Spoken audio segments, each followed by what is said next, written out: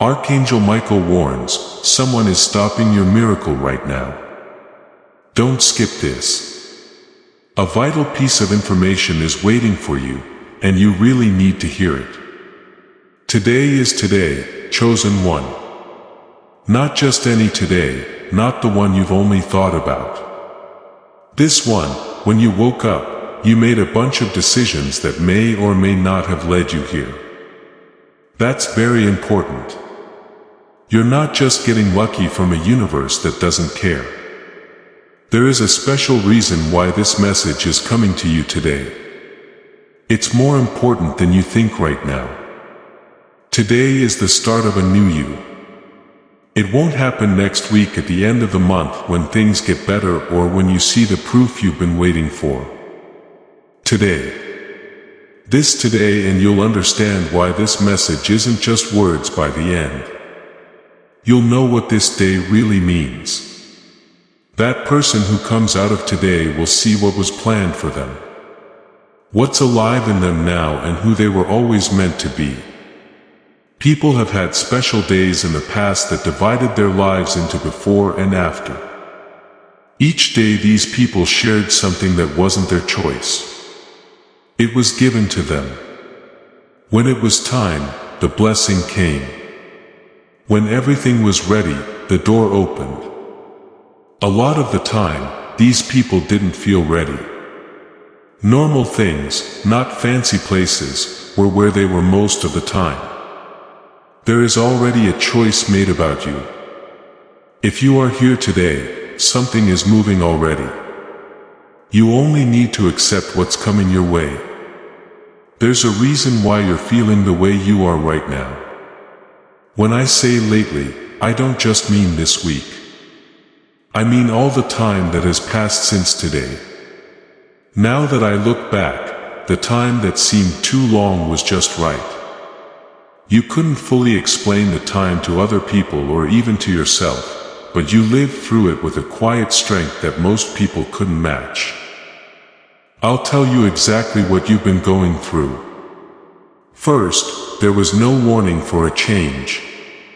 Before you could say it, before you had permission for it, or before there was any proof from the outside that it was real, something changed inside you. Things that used to make you happy no longer do. Your normal habits didn't seem real. It used to be easy to talk to some people, but now it wears you down. You started to feel like you had quietly moved on from the group of friends you were comfortable with. It looked like everything was fine from the outside. The way you lived and planned, your days looked the same. Something had changed on the inside, though. You just wouldn't let things go back to the way they were. You tried to forget about it. You tried to remember the good things that happened and tell yourself that you were being ungrateful for being unhappy. You wanted to be the person who was content with what they had before. It didn't work though. It's not that you were broken, but that part of you was done. Like a cocoon is done or winter is over when spring can't be held back any longer. That something inside you was too big for its old home and it wouldn't fit together no matter how hard you tried. What some people might have called unhappy or restless. And what you sometimes thought meant something was wrong with you wasn't any of those things. You were changing on the inside. God's plan inside you was telling you no to a life that was never big enough for what you were meant to carry. It wasn't the restlessness that was the issue. The sign was the restlessness. You didn't need to change your container, did. And that signal has been getting stronger for a long time, which is why today is the day it is. The second thing you've been carrying is a tiredness that isn't coming from your body. That kind of person. Even though you slept, you can still feel it. Even though you got some rest, you still feel heavy in a way that rest can't reach. It's been in your bones. Not tired from not getting enough sleep, but tired of acting like someone you're not anymore. It costs a lot to hold on to a persona you'd no longer fit. A huge energy cost that you can't see, that can't be fixed by coffee or good thoughts. It takes a lot of energy to try to live in an old space while a new one is pushing from the inside. Never-ending tiring energy that you can't see. There was energy that wasn't available for what really mattered because it was all being used to look good. Your system is changing, which is what you call being tired. For the new you need a different fuel. Pushing, managing, always caring about how you look in front of other people. And acting like you could do things when you could barely stand cost more than living from your true self will ever do. You are not unable to handle what is to come because you are tired. It means you're letting go of things that were never yours to carry. This morning that heavy feeling can go away. I can't explain the third thing very well, but you'll understand it right away. Things have been going in strange directions lately. Not big, obvious things, but strange things you've seen. Meetings that start at the right time. Hearing things from strangers that answered your private questions. You could open books to the exact pages you needed. Conversations that pick up where you left off with your thoughts. Little changes that made a big difference. A chain of events that doesn't seem like luck when you put them all together. It seems like someone or something has been setting things up. All of that planning has led to today. What you thought was a coincidence is actually two things happening at the same time. It's the same plan that shows up in different ways leading you to the same place. Today is the day they get there.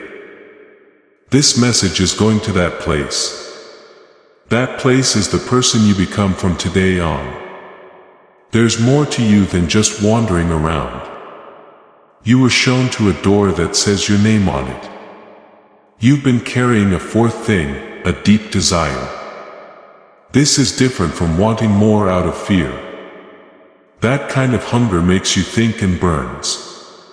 You feel like something inside you hasn't come out all the way yet and needs to be built, said, or given. You can really feel it when it's quiet, like when you're in between tasks or right before bed. When all the noise of the day has died down and what's real can seep through. In that quiet place, there is a voice that doesn't sound defeated or giving up. It sounds like the beginning of something that has been held up for a long time. That hunger isn't something you need to ignore or try to control. That hunger is the new you coming out. When you feel hungry, it means that the time to hide is over and the time to show yourself has begun. There's been hunger for a long time. Don't think it hasn't gone away because you haven't tried to fix it. This is because it's yours. It's a sign of the calling that was put in you before you knew what one was. And today, that hunger has a goal. The fifth thing is a weakness you may have seen in yourself. Being sensitive, as if the people around you don't always value or even notice how you feel before anyone speaks. You can tell how people are feeling. You can tell when something is wrong even before there is proof. Being around people makes you feel bad and you carry that sadness for longer than most people do. There are different ways that people have told you that you are too sensitive and need to toughen up. They want you to get over being sensitive instead of using it. What if being sensitive was never a bad thing about you? It could be the unique way someone built to experience the world for a reason. The people who will need you to carry their burdens one day. The people you will write, speak, serve, and help see things clearly. No one will say that your sensitivity is a weakness. It will be known as presence. They'll call it smarts. People who chose to stay open when their instinct to protect themselves told them to close down will describe it as a unique kind of knowing. Your strong emotions don't mean you're not strong enough to handle what's coming. They're proof that you were made to do it. Please know that every seed you plant in this mission grows into a torch that shines in someone else's darkness. Whether by buying a coffee, making a donation, or becoming a member of our community, does not go to a channel. Your actions are supporting a divine mission to save lost souls. But more than your support, we want your presence. When you head to our community through the link in the description or the pinned comment, you aren't just visiting a site. You are entering a community of like-minded believers. This is a sanctuary where you can post your prayer requests, lift up the burdens of others, and engage in daily discussions with a family that speaks the language of faith. Whether you are joining one of our membership tiers for deeper study, sowing a seed of faith, or simply joining our daily morning prayers, you are helping us build a global altar of worship. Haven moves through willing voices, but it grows through a community that stands together. Each gift you give acts as living water for those in our community seeking healing and hope. Give and it will be given to you is the promise that sustains our shared mission. I invite you now to step out of the shadows and into this circle of prayer. Come with purpose.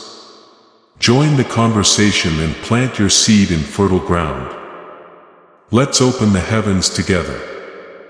Release your seed today.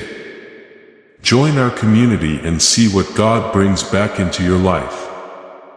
And now for something that has been waiting at the end of this message the whole time. You can get your mind back to how it was when you were young.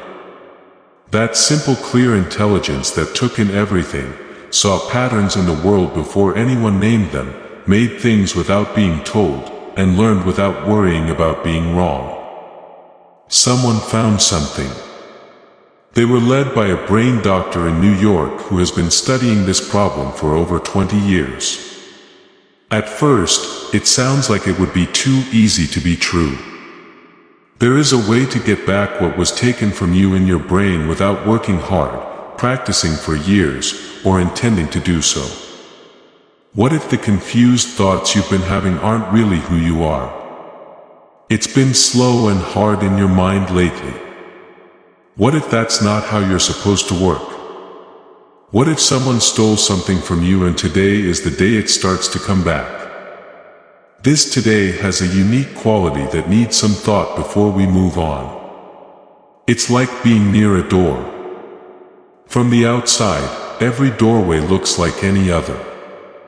It's just the spot where two floors meet. But you know the difference between being in a room that used to fit you and being in a place where you can do something new. You've been there for a while now. You might not have called it that. What did you call it? Maybe you said you were waiting, stuck, or in that place where you didn't want to go up or down, but it was a way in. Today is the day you cross it. It will be hard for people who don't understand what you're going through to see how your life is changing on the inside. Okay, that's fine. The change on the inside doesn't have to be clear from the outside for it to be real. David was poured with oil at a certain time in a certain room while certain people watched. But the king that was being made in the fields was real even before anyone else could see it. That which you bring with you today is already real. It won't be shown until later. It is always the showing that comes after the formation is finished. Could you tell me more about what this today really means? It's not just a vague idea. For a few hours. It won't make you feel good spiritually, but then life will go back to normal. It's the clear end of a certain amount of time. That time was about hiding. The time that was meant to keep people safe, time when there were ideas like not yet, almost, hold on and wait for what's being made to be ready. That time will end at a certain point. Today is the last day of that. How do you understand this? Not because of how you feel or because of the emotional high you got from hearing a message this morning, but because the formation itself is proof. And because of the unique qualities you've developed over the years in the wild that you couldn't have learned any faster or easier. Because you have a depth in you now that you didn't have before the desert. Because tough times made you stronger. Because you know how to keep quiet when there are no answers for a long time. These aren't just thoughts. They are the clear outcomes of a certain process. When a process finishes making what it was meant to make, it's done. You are done with the wilderness. The formation is now complete. What's coming now is different. What comes next is today and everything that starts with it. There's a reason for the signs you've been seeing. They don't just show up. There is no doubt that they show who is at the end of one time and the beginning of another. I want to go over two of them again before moving on because they deserve more than just a quick mention. The sign that your happiness has changed. The way old things stop making you feel full. I want to tell you the truth about how much this costs. It doesn't make you feel like you're making spiritual progress. There is sadness, confusion, and the awkward feeling of not being at ease in a life that seems fine from the outside. People around you may have noticed that you were quieter when you used to speak up, that you pulled back a little, and that you weren't as excited about things that used to get you excited. If they asked you if something was wrong, you might have said no since there was nothing wrong. That's because the person who asked couldn't understand the answer. You've outgrown your old space, which is wrong. And growing too big for a space before a new one is ready makes you feel like you're in between sizes. It doesn't fit. The old things aren't big enough. You don't have the new things in your closet yet. You are in the space between what was and what will be. There really is a gap there. It feels different from the past and from the future. The gap is the place where you've been living. And today is the day that it ends. The world has worked hard to make people with this unique trait think it's a flaw. So the sign of sensitivity also needs more attention. Words such as too sensitive, too emotional, too much, too intense. If deeply feeling were a bug, it would be called a bug. They talk about people who experience the world deeply as if they are flawed versions of people who experience it less deeply. That's what sensitivity is. The special skills someone has that allow them to really help others in ways that need a deep connection, not just managing from a distance. There is real support when you stand with someone and are fully present in their experience without moving away, making fun of it, or changing the subject to something easier.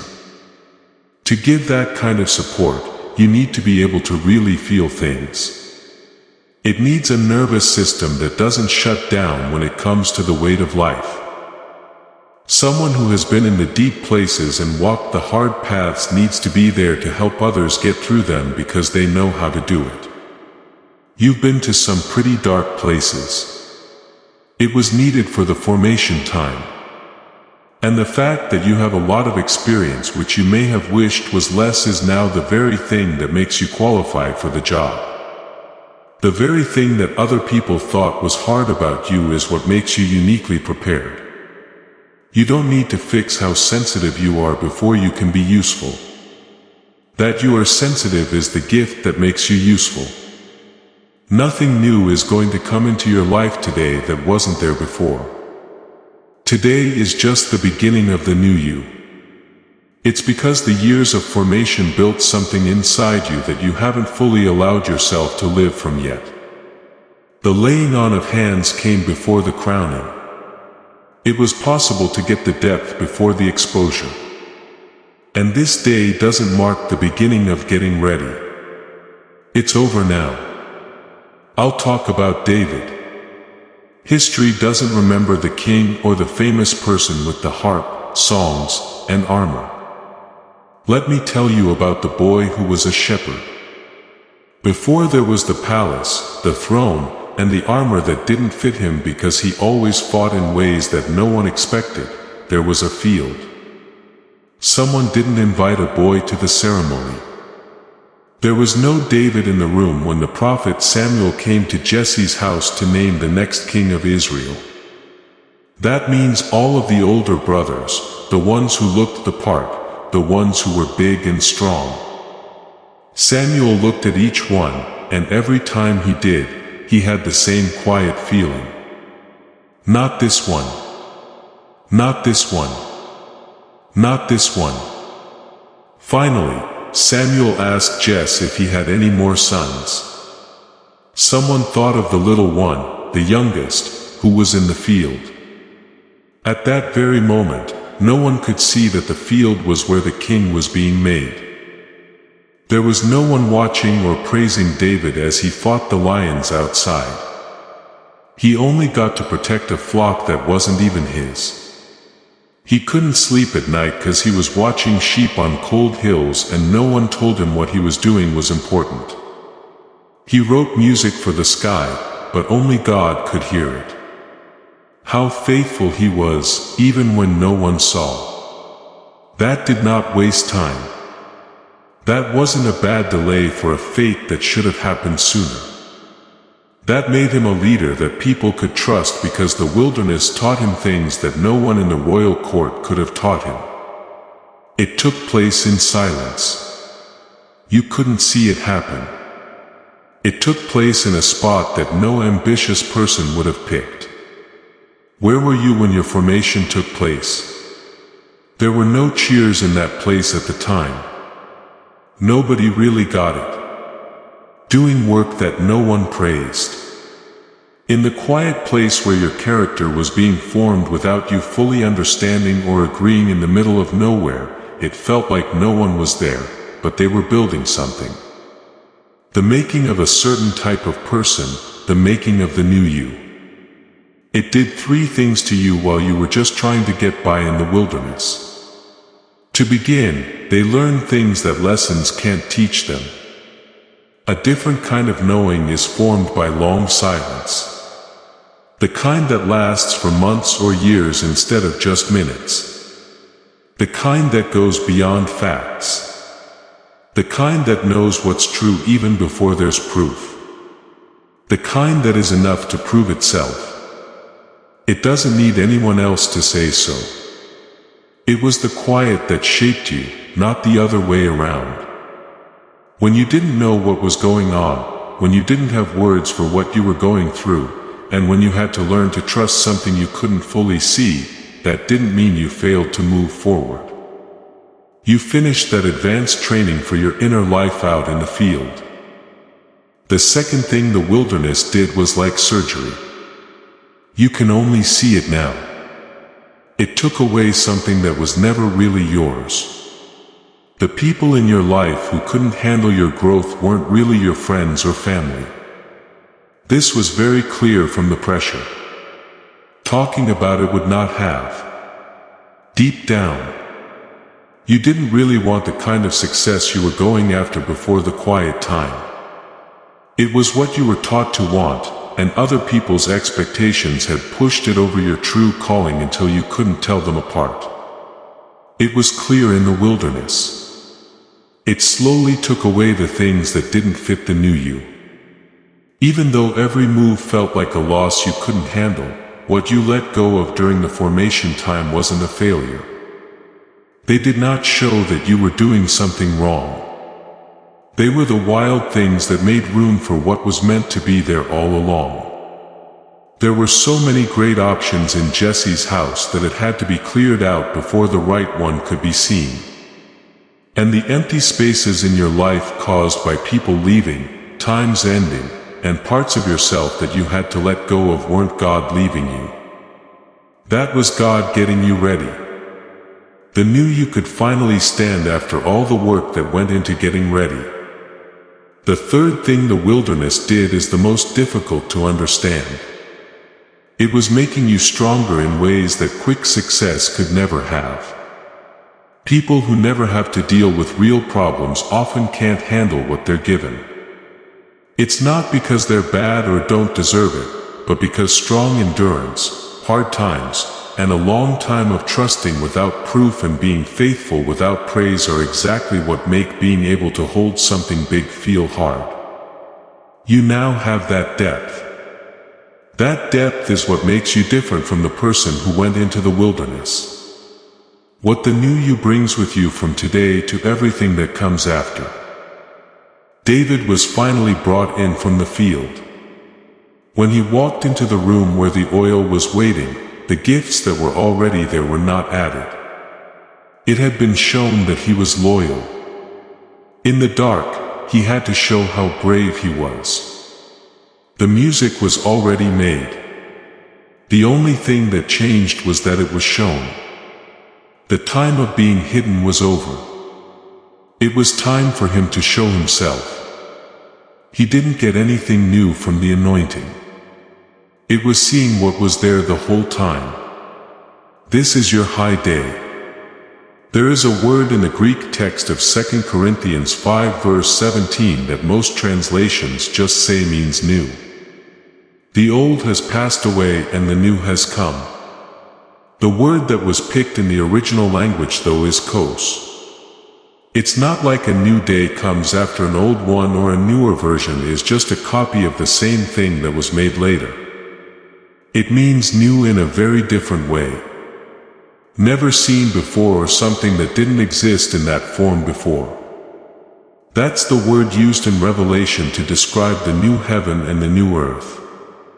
They are not just better versions of the old ones. They are completely new. The New Jerusalem isn't just a fixed-up Jerusalem. Kainos, it is the brand new you that starts this. It is Kainos today. The same old you, but better. Not a healed, better or more advanced version of what came before. A totally different kind of person. Some changes were made to you that the world hasn't seen yet because the time for building them didn't end until now. You won't be getting a continuation in the world that gets the Kainos version of you. It's going to start. Take a deep breath. Just one right now. Don't try to grab anything. Do not try to make sense of or judge what was said. Take a deep breath with the weight of a certain life. You are in a certain place today in a certain room or space. You are still here listening and willing to be reached. You in every form that gave up before this, that broke trust and shut down instead of staying open today, didn't make it to this day. You did, though. Whatever kept you going through the bad times, the desert, and the days that didn't make sense has brought you to this message today. That's a big deal. When you're in the formation time, it's easy to forget something important. It's not just about what the wilderness takes away. It's about how it makes you feel. The removals are real. They hurt and they have to be done. But those things are only tools. They make room. The main job of the wilderness is to set up something that can't be set up through ease, comfort, constant forward movement, always feeling favored and known, and always seeing progress. Trust that doesn't need proof is what it builds. The difference between people who come back from the wilderness with something useful and those who are just glad to be out is this one trait. There is no such thing as trust that doesn't need proof. It's how you live. It became a part of you over time by learning to trust even when there was no proof and finding that what you trusted didn't leave you even when it didn't answer right away. You are now more like that way of being. It was built into your bones over time. And you will need it at levels that the old time couldn't have prepared you for in the new time that starts today when the last time was shorter, easier, or always rewarding. It's also worth taking a closer look at what David says about crossing a threshold. David didn't pick the day that the prophet Samuel came to Jesse's house. He didn't plan to be anointed. He didn't try to stand out. He didn't make the room feel good, take care of his image, or set the stage for the fame that was about to come. He was out in the field. There was no ceremony, no crowd, and no sign that today would be different from the other days he had spent with the sheep on the cold hills under the open sky. He was doing the job that was in front of him with dedication. The day came not because he made it happen, but because all the work that had to be done to get ready for it was finally done. He had done all the preparations. Being ready to fight the lion meant that he was ready to face something that should have been too big for him and not back down or wait for someone bigger, better equipped, or more officially authorized to handle it. In the field, they got ready for that. People would later talk about how brave they were to stand in front of the giant. But it wasn't built during the battle with the giant. It was built during battles that no one saw. That thing that happened would never be part of a story told by anyone in the field where it was quiet and only God was present. That is what this today's season needs. Not the guts to fight in public, but that will come. The courage to be loyal in private and to keep going in the field even though you can't see the palace yet. And that kind of courage is only built in the wild, not when things are going well. Because better times don't call for it. In times of ease, different things are rewarded. They give rewards to people who show results, move quickly, do a good job, and get things done. All of those things aren't bad, but they don't build what the wilderness does. And the new time is meant to build on what the wilderness gives us. In addition to what it means in Greek, the word kinos also means something else about today. When kinos talks about making things and new seasons, he means something that wasn't possible before. Not only something that hadn't happened yet, but also something that couldn't happen until the events were just right. The new heavens and earth that Revelation calls kanos are not just old ones that have been fixed up. They need the old ones to die. This new you that starts today isn't possible in the old season because it lacked the things you needed for this new identity. The wilderness wasn't a side trip on the way to the new you. The wilderness was actually important for the new you to be able to happen. This means that the time you spent being formed wasn't wasted. Even the days when you felt like you were being held up, the nights when you thought nothing was happening, and the mornings when you were asked to choose faithfulness without proof. It wasn't a slow process that could have been done more quickly. The depth that the new season needs was made with the exact method, the exact amount, and the exact length. And being mad about how long the formation took is really mad about how deep the work that was being done is. Length and depth are the same thing, but they are measured in different ways. It takes longer for roots to grow deep in the wilderness, and the new you goes back a long way. Take a moment to rest here. There is something you've been carrying around with you that this message wants you to hold on to. Look at, accept, and let go of a bit. It costs something to be that involved. Giving it the attention it wants, being honest about what it wants, and being ready to be reached by something real instead of just managing it from afar. That's not an easy job. That's the work of the formation time that went all the way up to now. Before the message goes on, you deserve a moment to just be. You don't need to do anything or have another revelation. You just need to be in this space on this particular today. What has been said about the truth won't go away. After you breathe out, it will still be there. But the breath is important and you can take it. Plus, the formation time gave you something more that's tough to explain than courage, trust, or depth. It helped me deal with waiting in a way that is different from giving up. When someone gives up, they no longer think anything will change. The way of being you learned in the wild doesn't give up. That's not how it works. It's how someone acts when they're not sure about the exact time, but know exactly what they want to do. You don't know when the doors will open, but you know where you want to go. You know where to make your calls. In your heart, you know you're not lost. The day is coming and you're out in the field doing what you need to do. The active not yet is what makes people who come through the wilderness ready for the new season different from people who are just glad to be out. Relief is important, but the new season isn't mostly about it. In the desert, you learned how to be quiet and steady, not just waiting, but also not forcing anything. You keep your eyes on the direction you know is yours. That's how the new you will approach everything that comes after today. The new you that comes out of today doesn't go into nothing. It shows up in a certain situation. There are 3 specific parts of your life that are already changing even if you haven't said anything about them. Naming them is the first step to understanding them. The first part is your relationships. There are more changes going on than just people coming into or leaving your life. What's changing is who you are with the people you know.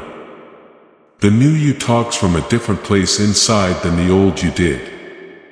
The old you often spoke from an unspoken need, a need to be understood, approved, included, and chosen.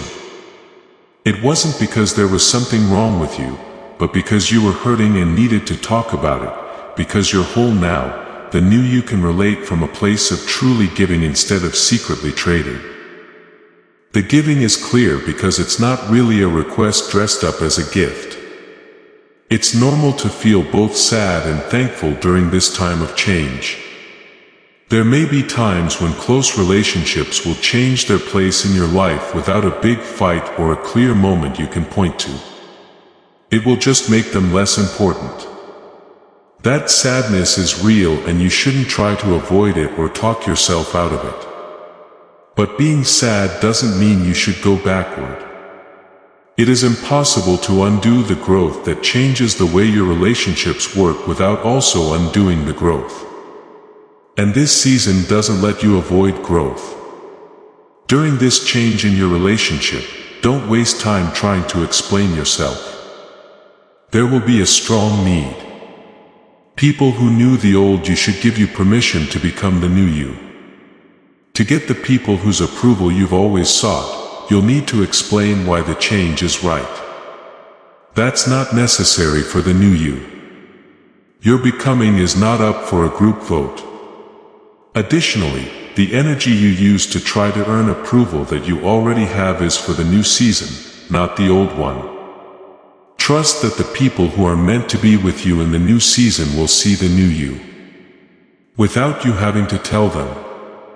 They won't ask you to get smaller so that they can deal with you better. They will not feel threatened by who you are becoming. They are going to feel something totally different. Some of them will have been waiting for this version of you. The second area is your sense of why you are here. It's where you get your drive that changes here. That old, you would often wait until you were ready. Waited for the right qualifications, the confidence to grow, the right circumstances, and the loudest inner confirmation possible before taking even the smallest step toward your true calling. That wait for readiness model doesn't work for the new you. Not because you don't need to be ready, but because what you went through in formation season has made you stronger in a way that doesn't depend on being ready. We call it trust. It's the difference between someone who only moves when they're sure and someone who always moves when they're called. No matter how sure they are, during this change, you'll feel exposed. It will feel like stepping out of a forest and into an open field when you start showing yourself after being safe while you were getting ready, suddenly clear in a way that wasn't needed during the formation season. And it will feel strange to be able to see this. It's not because something is wrong, but because hiding helps you feel safe, which was useful during formation, but it's not how you should live now. Being uncomfortable with being seen isn't a reason to hide again. It's like opening a door that has been shut for a long time. Go through it. What you shouldn't do is think that this exposure is dangerous. Growth and danger feel different. Fear is a smart and protective way to shut things down, limit your choices, and keep you safe. Things get easier as things grow. There is a fear that comes from growth. That is like being on the edge of something big, not like running away from something scary.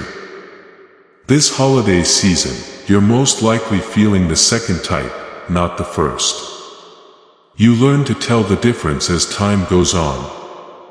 Trust that the purpose you have inside you has power that was there before you knew it. You don't need to make it. It doesn't have to happen just because you want it to. You just need to stop getting in the way of what wants to pass through you. Your energy is not needed for your purpose to exist. It can't be said without your permission. And today that permission is being given. What you do to get what you need is the third area. Here what's changing is how it gets here. When you did things the old way, you had to put in a certain amount of effort and work hard. It was more about showing what you were worth than getting things done. The new you will learn that help doesn't just come through the doors you've been taught to pound the hardest. It can show up through a door you didn't know was there. It's possible to make progress from a direction that your old plan would not have thought of. During this change, you'll feel uncertain. To receive provision that doesn't follow the normal rules, you need a different kind of faith. There will be a strong desire to run back to the way you know. Even when it was hard, the familiar way was better because it was always the same. That benefit isn't yet with the new way.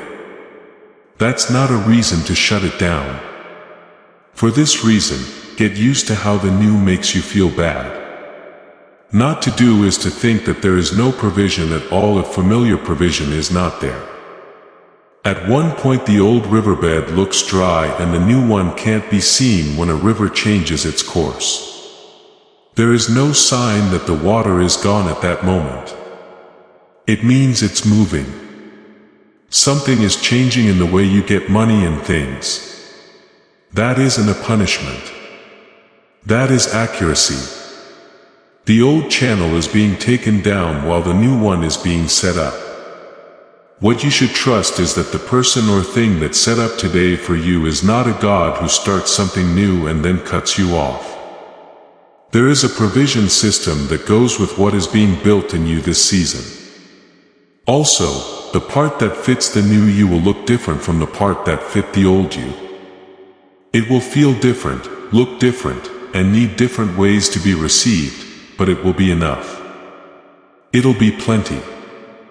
There are steps to making a breakthrough, and it's very important to know which one you're on. When people mix up steps, they do the wrong thing at the wrong time. They push when the season calls for quiet and wait when it calls for movement. The first step was to hide when everything you were building inside you was hidden from the outside world and from yourself most of the time. The gifts were there, but they hadn't been given yet. The depth was taking shape, but it wasn't quite finished yet. The calling was real, but it hadn't been given away to be heard. It was impossible to see what was going on.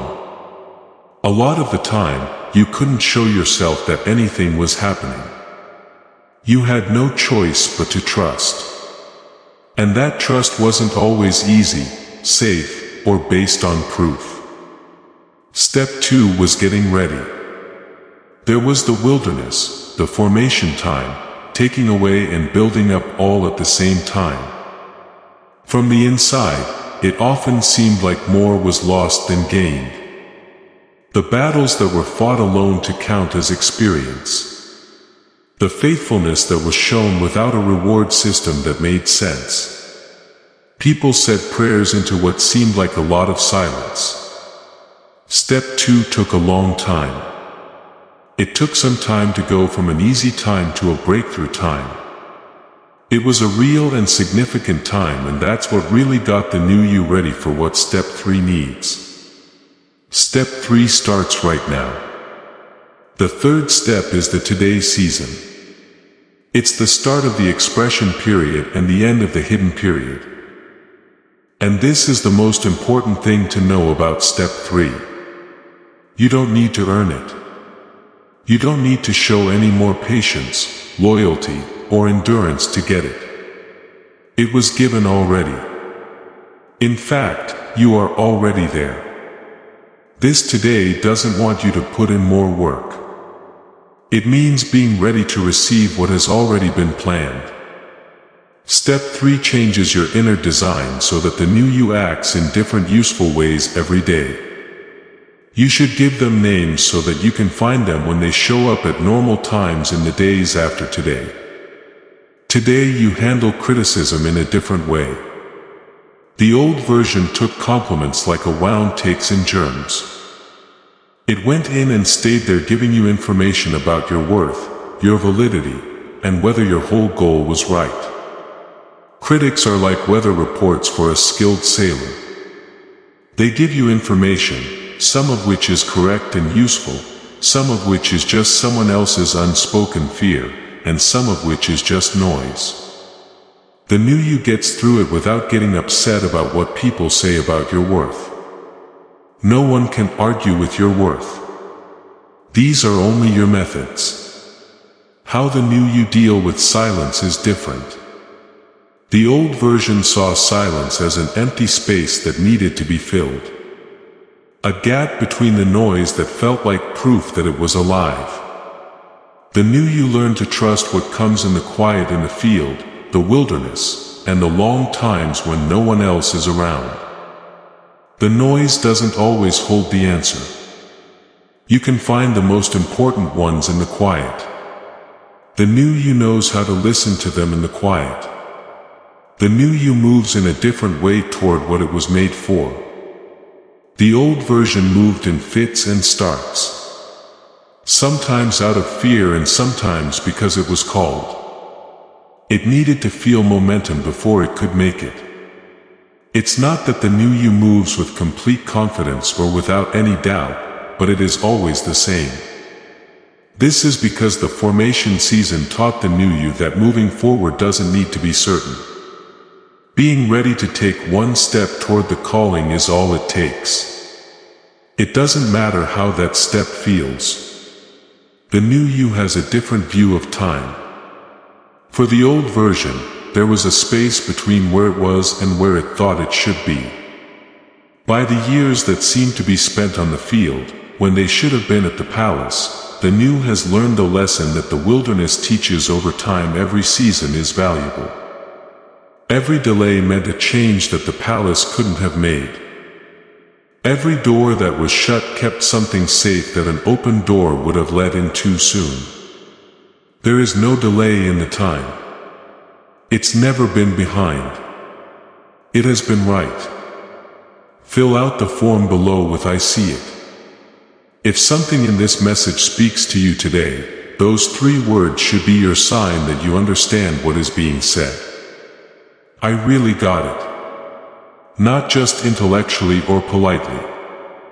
Finally, if you got this message and feel like the today's word fits, please click the like button on this message.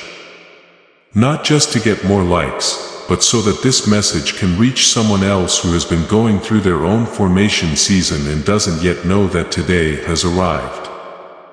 I still have something to say that this message has been building up to since the beginning. There is one more thing you need to know about the person you are becoming today before I show you what I'm about to show you.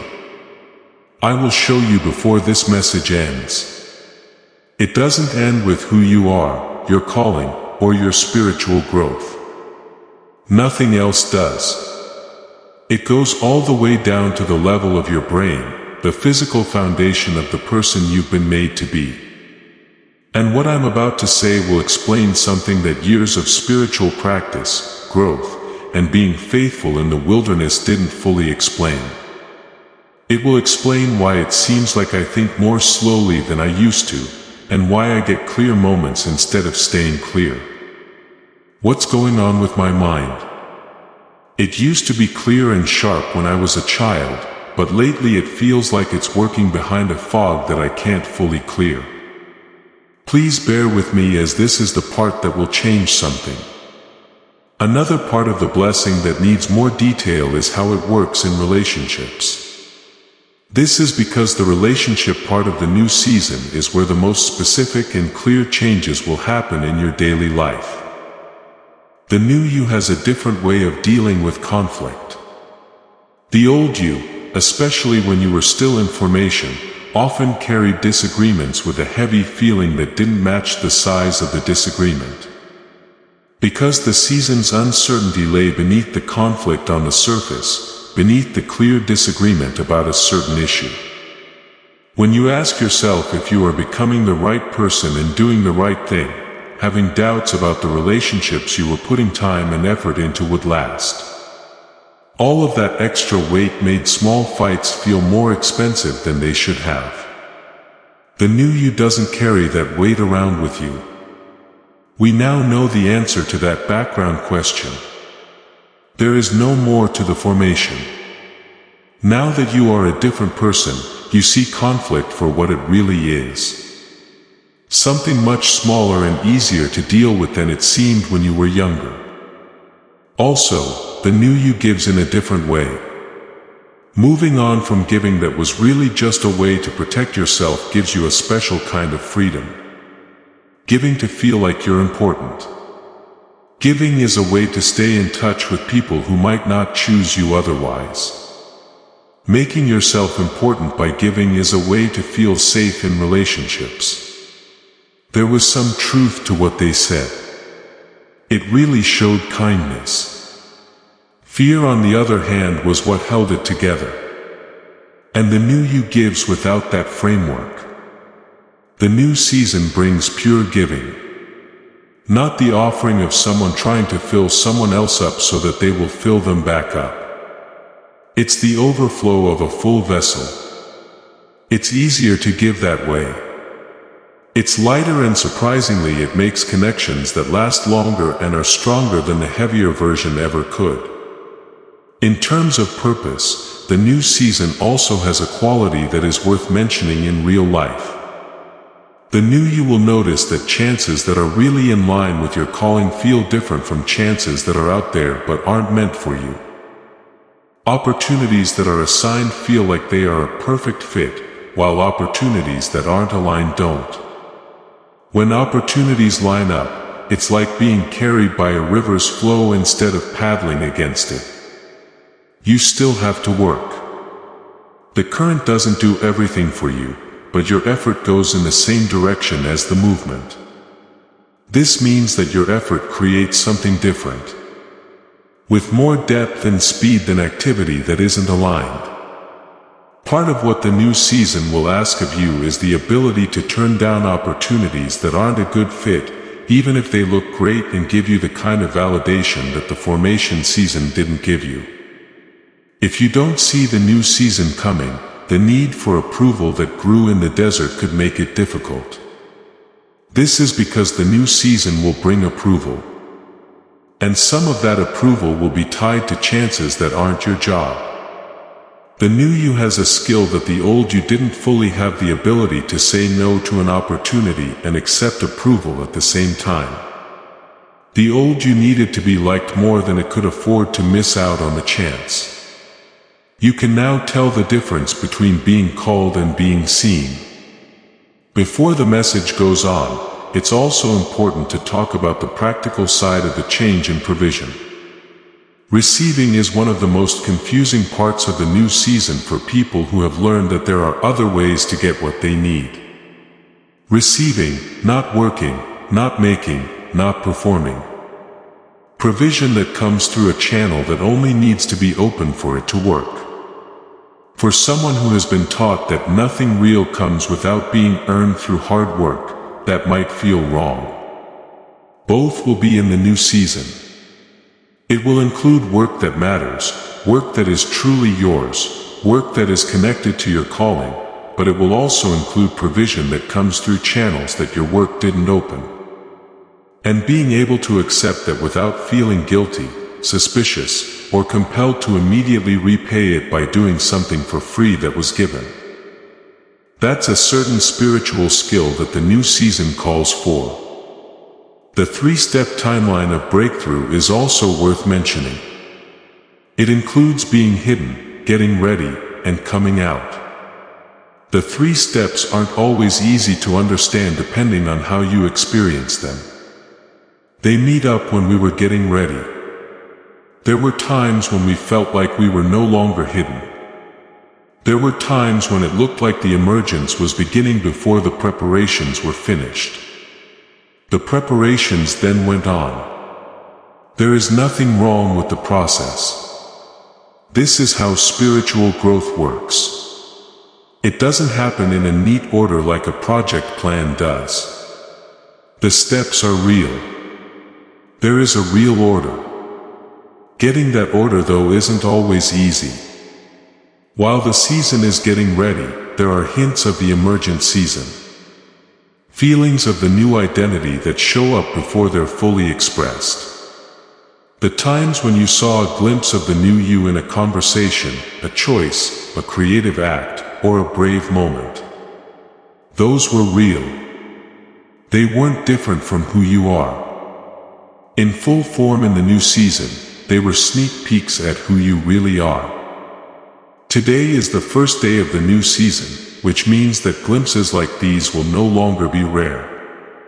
Before getting to what needs to be said directly, there is one more useful lesson for this section. In the new season, the new you will face a certain temptation that the old you didn't have to deal with in the same way.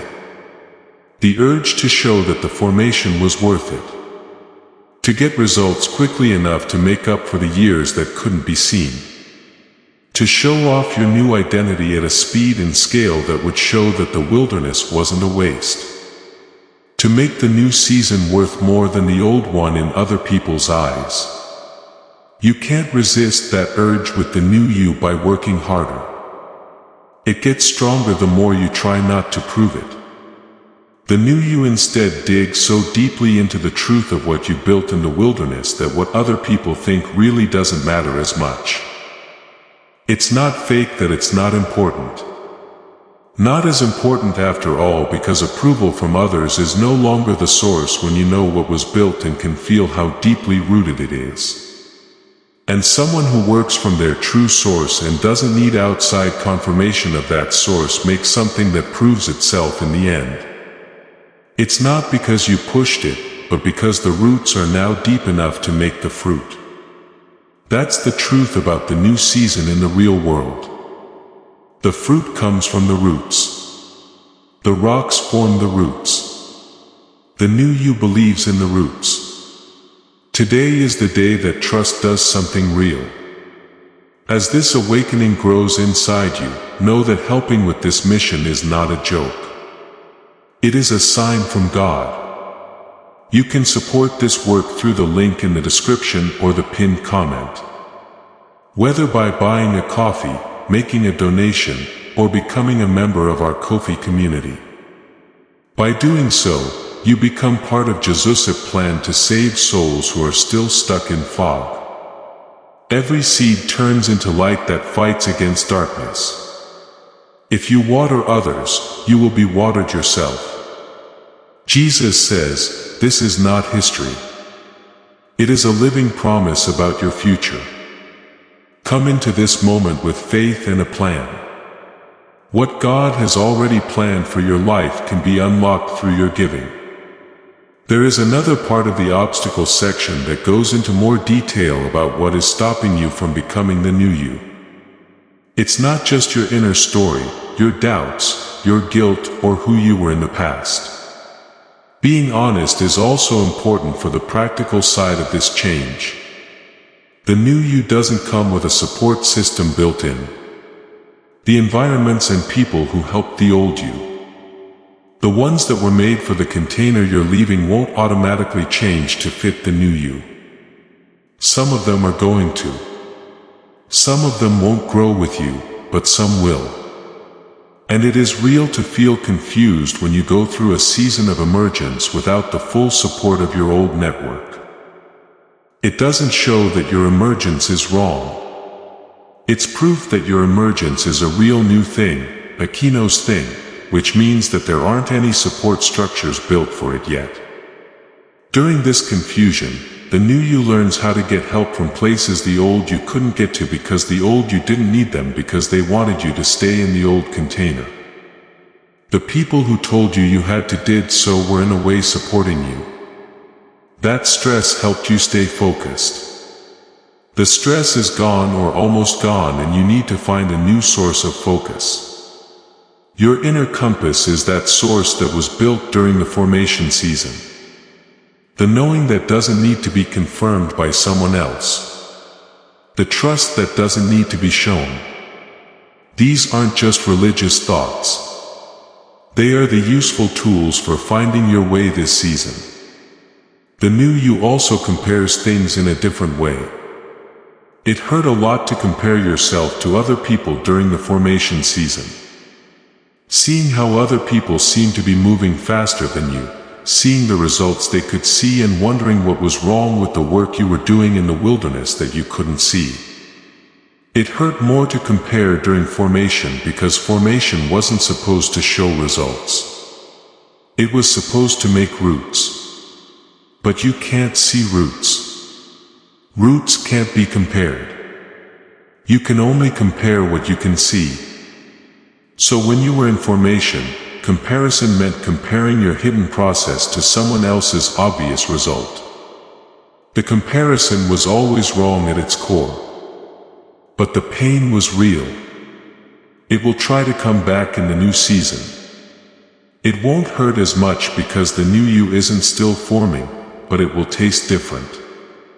In the new season, it will be easy to compare how fast you're emerging to how fast you think it should be happening. To compare what you can see so far about the new season with what you can imagine it will be like in its entirety. Another big mistake in that comparison is that your idea of the full expression is where you end up. What we see now is just the start of the journey. You are not late for the goal. You're almost there. The new you knows the difference. It's never small what God does with someone who has been through a full formation season. It's always the same size as the depth. The depth that was built in the wild will be matched by the new season. And the new season will need all of the depth that was built for it to fully come out. The phrase might begin softly from the outside.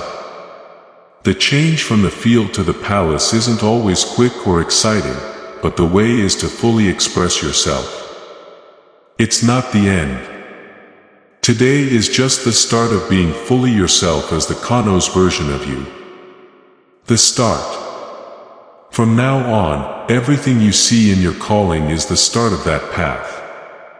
Before the sacred closing, one more word needs to be said about the brain side of the new season. This is because the whole brain activation we talked about earlier is part of spiritual growth. Actually, it's the biological way that your spiritual depth fully shows up in the real world. Knowing something without thinking about it, having a creative idea that feels more like receiving than making, having intuition before proof, and being able to handle complicated things without getting overwhelmed are all signs that your brain is working the way it was meant to. All of these things show the full biology of your calling. There was more spiritual depth during the formation season. The brain restoration fixes the parts of the body that show that depth to the outside world. They are both real. Both are important. It's both available at the same time on the first day of the Keno's season. The roots of the formation and the brain hardware that has been fixed up so that those roots can show what they have grown. The readiness to move and the full mental ability to move well. Your calling and the way your brain is built so it can do its best work in the world. This isn't just a coincidence of time. There were good reasons why the formation season ended at the time it did. Part of what makes today special and unique for you is what Dr. Barron and his team discovered about being there at the exact moment of emergence after formation. The thing that's stopping you from fully expressing the new you today isn't your situation. It's not your past. That doesn't include the people who didn't see you, the missed chances, or the years that didn't seem to matter.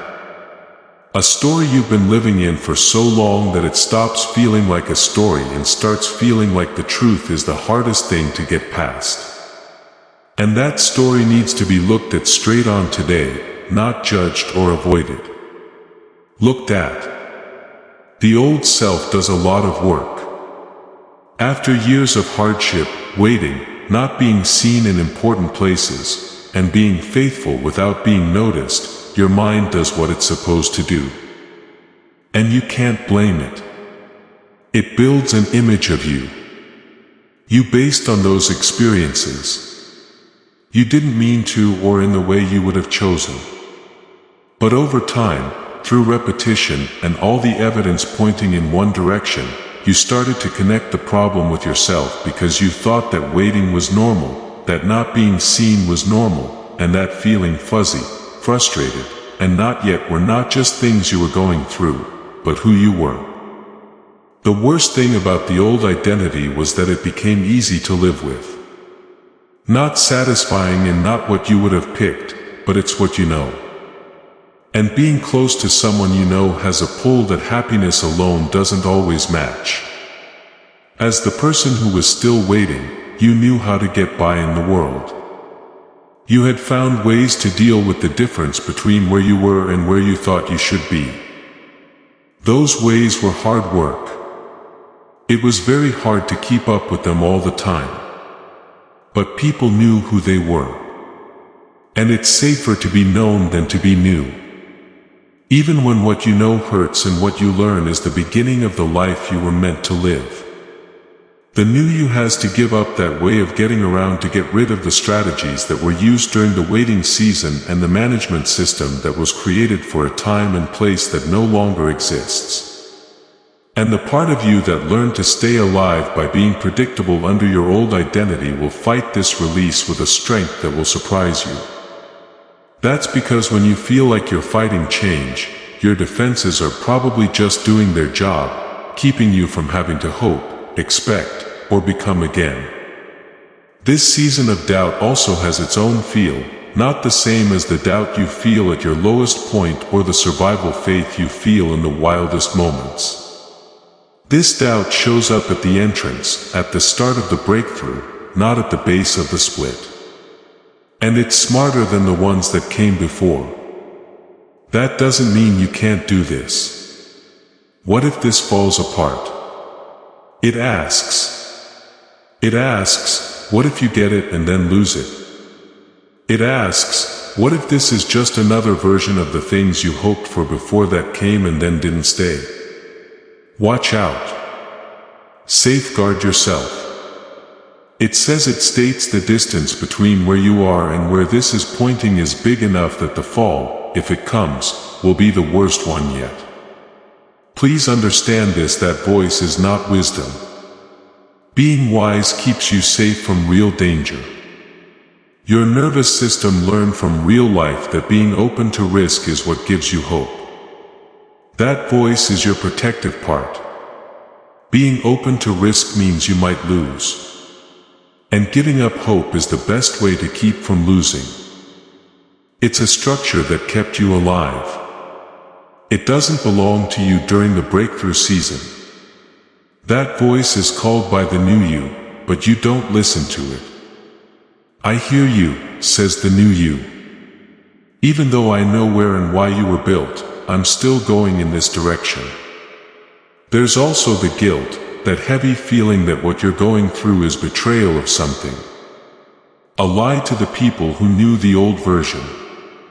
A betrayal of the groups that thought staying where you were would keep them safe.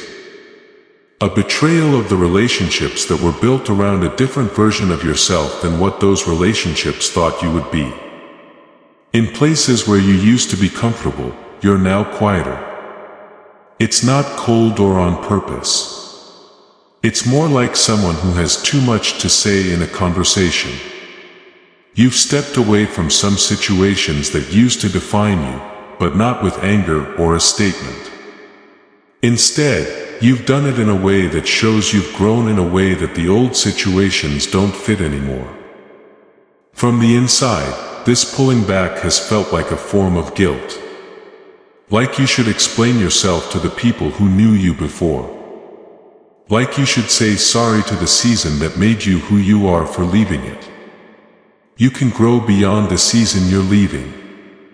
You can go in a direction that other people around you can't follow right now. Protect what God is building in you from the weight of people who haven't been given the chance to see it yet.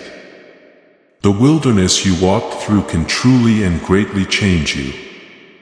And you don't have to go back to that wilderness. You can come into this today as a different person than the people who came into every other today. You can turn into the person you were always meant to be. Also, you don't have to tell anyone how you became what you are. Before I say what's next, I want to make it clear what we've been through together in this message so far. Why? Your brain had a wide range of intelligence from birth, but the world slowly took that away. Not because it was trying to hurt you, but because you were born into a world that wasn't designed to protect your views, and because you were taught to value some ways of thinking over others. The constant low-level stress of adulthood keeps your nervous system on high alert, which keeps your brain from working at full capacity. Through the years of formation, years that were needed to build depth in you, but they hurt your brain in ways that haven't been talked about yet. Something became darker. That's right. It wasn't your spirit, your calling, or your connection to God that got you through the desert. It was your biological system. The part of your mind that was working at half capacity without you knowing or agreeing. What? There is a way back to what was lost that has been studied, proven, and even backed by a Nobel Prize. It's not a theory or an idea. It's a way to connect the two sides of the brain that can be measured and checked. The state that 98% of kids naturally work from. The state that the world slowly loses until less than 1 in 1 zoanded adult still has it. And it's not lost for good. It can be fixed easily and quickly. And you won't have to do anything more than 8 minutes a day. The who is you, the person who made it this far today. Which one has roots that are deep enough to handle the next growth? They were the ones who went through the formation season without knowing why it was important and came out of it with more depth than sudden success could have given them. Today is the start of a new you that is both spiritual and mental. That's important because the calling on your life needs more than just a willing heart. For it to work well, the brain needs to be fully charged. There is a pattern in your experiences that shows you exactly what was taken away. You'll know what it is when you hear it because you lived it. When you were young, your mind worked in a way that adults may not understand. A sharpness that was easy to get. An ask for creativity that just showed up, a knowing that didn't feel like thinking. It felt more like getting something. You picked up languages more quickly. You saw links between things that other people didn't see. You had problems in an instant that you later worked on for hours. It used to be that learning was pretty easy, but now it's not. That started to change at some point, but no one made it clear. There was a slow change. It happened so slowly that most people never even notice it was one event. They just notice that their mind isn't working as fast as it used to when they become an adult. It takes longer to find a word. That ideas that used to come to you easily now need certain things to happen in order to come to you: peace, quiet, and no stress. And even then, they don't always come. That learning that used to feel natural now takes work that learning itself didn't cost before. Most of the time, this is put down to getting older, stress, or just getting less skilled over time. It's not age, though. You can't expect a mind to grow up that way. It's when the two halves of the brain stop talking to each other. Though they are meant to work together, the left and right sides of your brain have been working more independently from each other over time. And the integrated state in which both hemispheres work together perfectly is the one that made you remember how easy it was to think when you were younger. It wasn't your fault. There was nothing you did or didn't do that caused it. Living in a world that was made to stimulate the left side of the brain and calm the right side was bound to lead to that result. The world of due dates, bills, performance, comparison, and low-level stress all the time. That world consistently lowers the state of the whole brain. Not because it's bad, but because it's not made to keep your brain working at full speed. In Manhattan, there was a woman who grew up with a family story. She had been told by her mother for as long as she could remember that they were born under a bad star and that bad luck would always follow them. Her dad had worked hard for a company for 22 years. It's been 22 years of getting up early, staying late, and making things that last. The business shut down the week he was finally promoted. The level of pay he had worked for over 20 years never came through. The family curse, the pattern that couldn't be broken, and the bad star they were born under were all parts of her story. After that, she ran into what I'm about to describe. After a few weeks, something changed. The romance in her marriage came back after it had turned into more of a polite living together. A meeting idea. She had helped her team solve a problem they had been stuck on for months. She got a raise. I remember something she said as she spoke. The family curse is gone. A lot of what she thought was a spiritual inheritance turned out to be a brain inheritance, and it could be changed. This is what science says for sure. Abductin Roger Sperry won the Nobel Prize in Physiology or Medicine in 1981 for showing that the two sides of the brain work together and are not just backups. The ways they think about things are very different. They light up the whole brain in a way that neither half does by itself. University of California researchers studying flow state saw Steve Jobs in this state when he talked about how the idea for the iPhone came together in his mind. They also saw Taylor Swift in this state when she performed for 80,000 people and felt like the music played through her, not from her. And they saw Nikola Tesla solve problems in his mind so quickly and accurately that it took engineers years to confirm in the real world. It's not magical in a supernatural way, that state. It has to do with the brain as proven by science. It uses the whole brain and 98% of kids naturally work from it. I was like, what? When I first heard about the work that Dr. Daniel Barron and his team had done. It could be the same for you right now. It sounds too easy, too simple, or too boxed in for something so important. How it worked, though, was what I kept coming back to.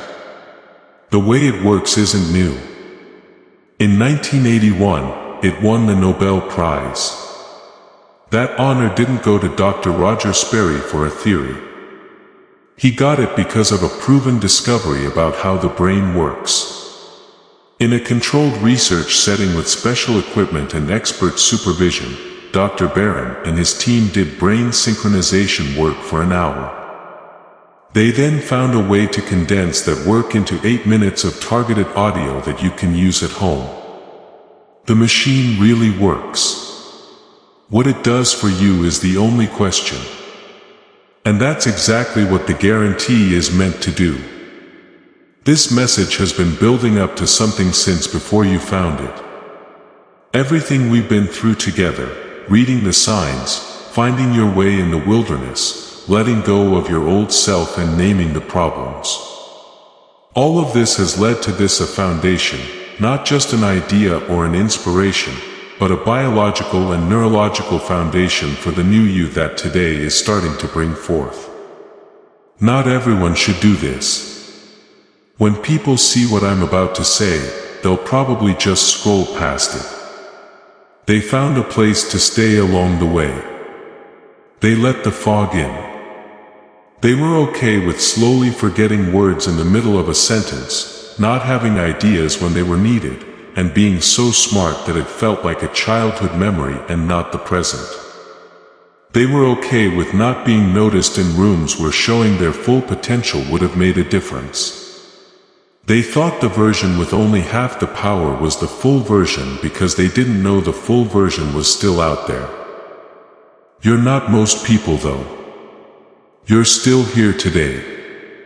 You still want to know why your mind is acting the same way it always has when it used to feel clear, sharp, and open. The person who asked that question, the one that won't give up, was chosen for more. And the research that Dr. Daniel Barron worked on for more than 20 years was made just for that person who won't believe that the dimming will last. Neuroscientists in New York City led by Dr. Daniel Barron worked for years to make clinical neural synchronization technology that you can use in just 8 minutes a day from something that used to take like an hour.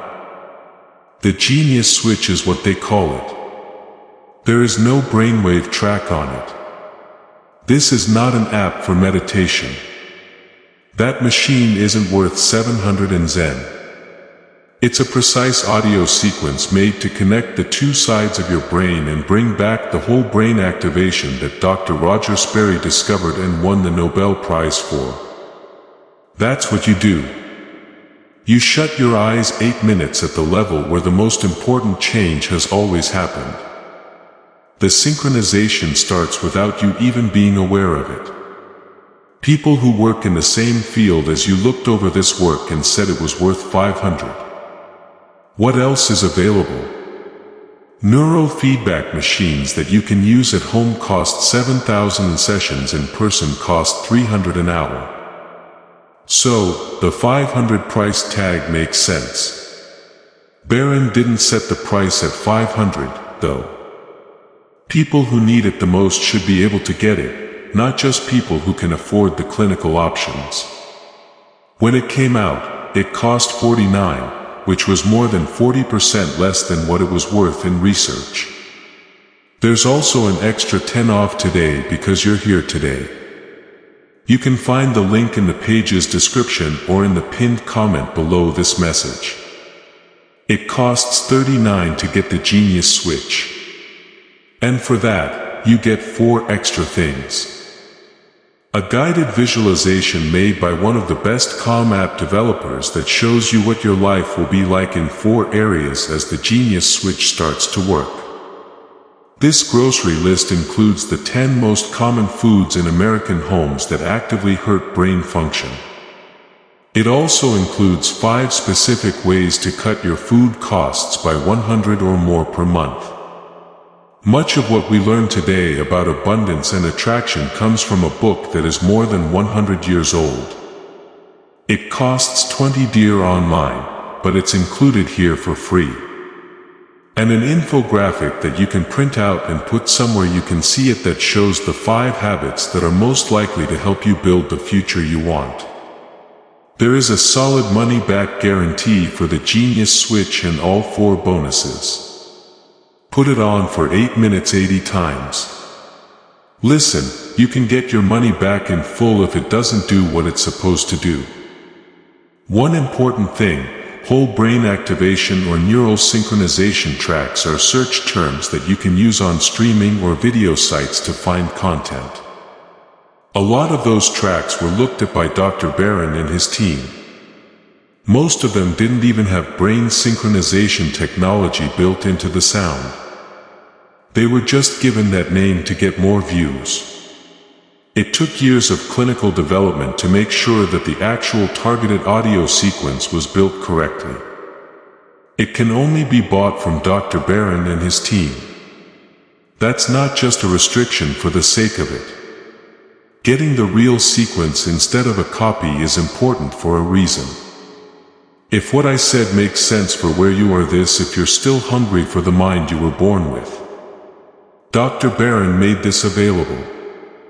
You can find the link to where you can get it in the description and pinned comment below this message. You only need headphones and don't need to do anything else besides closing your eyes for 8 minutes. That's where you go if your spirit tells you to. If you get this, type Amen in the comments.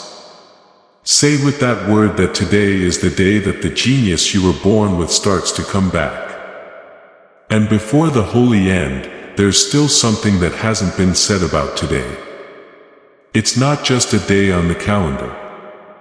Today in its history, the word Wednesday comes from the name of a person who was wise and traveled long distances. A person who is known to go far, cross worlds and move things from one place to another. It makes sense that the day of the crossing, when you move from one part of your life to the next, when you are anointed and when you start, has the sound of going and becoming in its name. Today is the crossing day. Today is the day that the chosen one takes the first step from the field to the palace.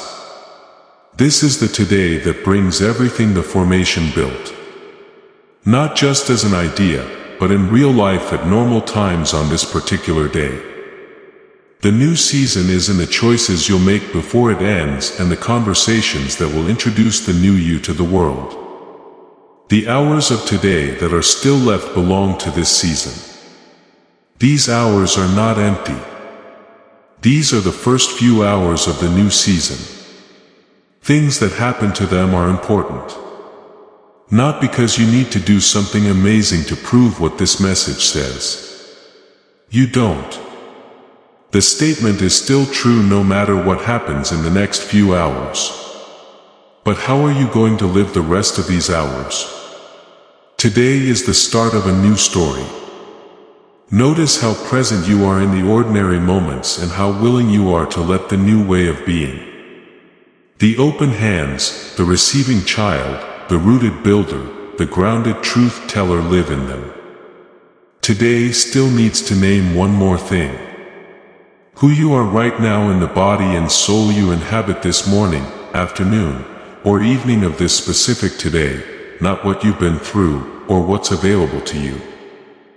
Because the fresh start you're making today isn't just an idea. Shapes have names, and this one has a name. Your job is to carry the light. Places that have been unclear for a long time without knowing why become clear because of you. You don't always know the right thing to do. You don't have to act like you know something you don't. It shows up as something stronger and more specific than knowledge. Something changes when you walk into a room. What they're saying changes. It's safer for the things that have been floating without being said to land where they belong. Some people told you things they didn't tell anyone else. People tell you the truth not because you asked for it or because you asked the right questions, but because something about being around you makes them feel okay with telling it. That is a very nice gift. That is the exact job of someone whose calling it is to bring light to places that don't have it. There is a price for this gift. You know how much it costs. Some places, conversations, and relationship dynamics make you feel drained in a way that doesn't make other people feel drained. This isn't being weak. Being a channel for something that isn't yours cost you this. You are not the source of the energy you bring into dark places. You are in charge of managing it, though. You know when to go in and when to stay safe. Part of what today marks is a new level of wisdom in these people in charge. The new you holds the light with more confidence and less weariness. Because the new you doesn't want to give something it doesn't have. The new you gives from a place of overflow that starts with the start of a new season. Breaking the cycle is what you do. Patterns that ran through your family, your community, and the relationships, finances, and spiritual life you were born into that were true. For the people who came before you will no longer be true for you. There's no reason to carry them better than the people who did it before you. You were given the job to be the place where the cycle meets a different outcome. It didn't come with instructions for that job. Nobody wrote down how to break out of a cycle you grew up in without being able to see it. Besides that, it gave them a strong conviction that the old way wasn't the only way. Being unwilling to believe that things that have always been true will stay true. It means being ready to be the first person in a line to try something new, even if it means being alone and uncomfortable. The same assignment was being carried by Ellie from Manhattan, who thought her family was born under a bad star. It wasn't just a spiritual idea that the family curse story was told. It showed a pattern in the brain that had been passed down through learned behavior through a nervous system that had been working at only half of its potential for generations. The cycle breaker doesn't just get back what they lost in the brain. They get it back for everyone. Based on Dr. Barron's research, we can say the following. For example, when someone's whole brain is activated again, it can change how they interact with others, how they think, and how their children see them work. You're not breaking the cycle just for yourself today. You might be breaking it for people who come after you. You are telling the truth. It's not possible to fake an appearance for a long time without spending real money on it. Pretending to be fine when you weren't was one way. You tried to keep up appearances that didn't match your true self. Putting on a public self that was made to handle what other people expected. That performance cost you in ways that people who aren't built like you don't pay. It's not because you're weak, but because you were made for a way of life that requires your insides and outsides to be in sync. It's clear when those two things are out of whack in you. It shows in how you feel, how you sleep, how much energy you have, and how you think. If someone else doesn't have this task, misalignment might be quiet, but it's not quiet in you. That misalignment doesn't follow you into the new you. The new you is based on the idea that what you show on the outside is a true reflection of who you are on the inside. There are no complicated parts, shadows, or problems in the new you. This is because the new you learned during the formation season that being fake costs more than being vulnerable. That being truly seen for who you are is worth more in the long run than the years of work you put into keeping up a version of yourself that was meant to be acceptable instead of real. There will be places in the new season where the truth you carry won't be made welcome right away. When what you clearly see isn't what the room wants to see. Where just being there without saying a word makes people who aren't ready to be honest feel uncomfortable. You should still go into those rooms. The call on your truth-telling skills doesn't depend on the room being ready. When the truth is told to someone who isn't afraid of it, the room often gets ready. You are the builder. Not always literally, though that does happen sometimes. The building that you need to do for your task happens in places that can't be seen. You make places where broken people can stop acting like they're not broken and start really getting better. People who have had conversations with you know that those conversations can change their lives. You don't earn trust by showing off your skills in impressive ways. Instead, you earn trust by being there, consistently showing up and staying. Things you build last longer than the time you spent working on them. What was built in your present stays with people long after you're gone. The conversation is over and the season changes. You can't just make that happen. That's how you can tell if a builder is working from a deeper level than just strategy or technique. You're the voice. Not only in the literal sense, though that is one way to look at it. When people around you feel things they can't say, you know how to say them. Everyone in the room knows the truth, but no one has been willing to put it into words because that would mean accepting it. There is sadness that has been floating around without landing. And there is hope that has been too fragile to say out loud because doing so would make it open to being taken.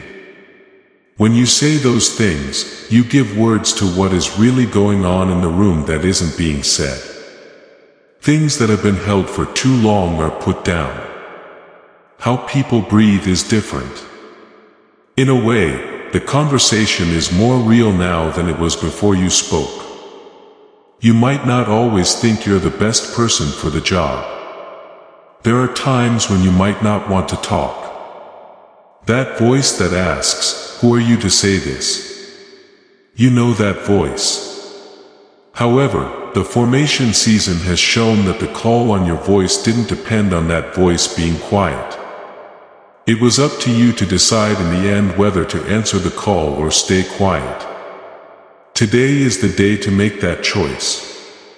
All of these things describe you at the same time, not separately or one at a time, but as the unique identity that the new you carries. The person who brings light tells the truth and builds in the invisible. The person who breaks the cycle and helps future generations understand. This is the voice that changes places by telling the truth. These jobs are not separate. They are both parts of the same calling.